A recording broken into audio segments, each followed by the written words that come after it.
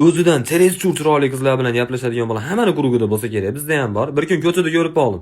Qiz rostdan chiroyli, haqiqatda chiroyli qiz turibdi. Oldida ona turibdi. Shu ko'rgan odam chista paxta terimdan qochib kelgan deb o'ylaydi. Rasmga olib 30 yildan keyin bolalarga ko'rsatsalar, O'zbekistonda ham qiyin davrlar bo'lgan ekan, deydi to'shni. Hali qizga aytayapman-da, singlim deyapman, qo'shganing bilan qo'sha qarigan deyilgan. Qarigan odamga qo'shilib olgan deyilmagan bu. Gulda hayotingizga bir pasalari qo'nsa nima bo'ladi? Bu bizni Gonkongimiz nima qilyapti bu yerda desam, bu aldashga usta edi, esdan chiqib qoldi. Biznesmenman, qo'limda 5-6 ta odam ishlagan, 5-6 ta odamga boshliq bo'lganman debdi. Shu sinfkomimiz 2 hafta suv ichsak yo'q bo'lganda sinfkom bo'lib qoluvdi. Ashini aytib shekilli chamam. Chet el kompaniyasining logistik ishlariga javob berganman debdi. Ikkamiz kuryer bo'lib ishlaganmiz Rossiyada, eslicho.